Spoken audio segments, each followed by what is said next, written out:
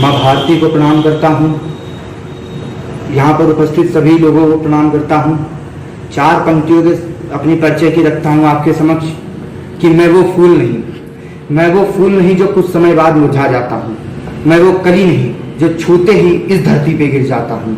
वो उन माओं के बेटे हैं जो तोपों से लड़ते जाते हैं और हम भी उनकी गाथाओं को कलमों से लिखते जाते हैं। मित्रों, अभी जल्द ही राम मंदिर निर्माण के लिए भूमि पूजन का आयोजन 5 तारीख को हमारे आदरणीय प्रधानमंत्री नरेंद्र मोदी जी ने किया। तब मैं 4 पंक्तियां रखता हूं कि जब भी कलम उठाऊंगा तो सच्चाई की बात लिखूंगा।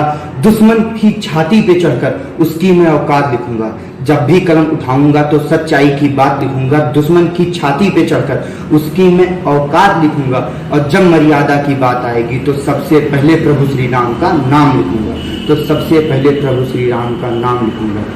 दोस्तों, अब जब प्रभु श्री राम, मर्यादा पुरुषोत्तम श्री राम जी का नाम आया है तो रामायण से जुड़ी हुई कुछ पंक्तियां मैंने लिखी थी, वो आपके समक्ष रखता हूँ कि परिस्थिति क्या थी कि जब कैकेयी राजा दशरथ से वचन मांगती हैं और राजा दशरथ वचन देने के लिए विवश हो जाते हैं तो प्रभु श्री राम उस समय किस प्रकार से मर्यादा का अपना पालन करते हैं कि राजा दशरथ ने अपने रघुवंश की लाज को बचाया था। बात वही कहो जो पूरी कर सको, ये करके दिखाया था। राजा दशरथ ने अपने रघुवंश के लाज को बचाया था। बात वही कहो जो पूरी कर सको, ये करके दिखाया था। कैकेयी ने मांगा जो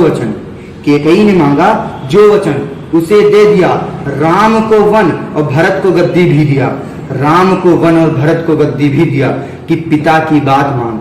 मर्यादा क्या होती है कि पिता की बात मान पुत्र वन को चल देते हैं। आज के समय में पिता की बात पुत्र मानता ही नहीं है। और तब क्या था कि पिता की बात मान पुत्र वन को चल देते हैं। संग में उनके भाई लखन और प्रिय सीता भी चल देती हैं। यह दृश्य देख पिता का हृदय कष्ट से भर जाता है। सांस साथ छोड़ देती है, आत्मा उन्मुक्त गगन में उड़ जाता है।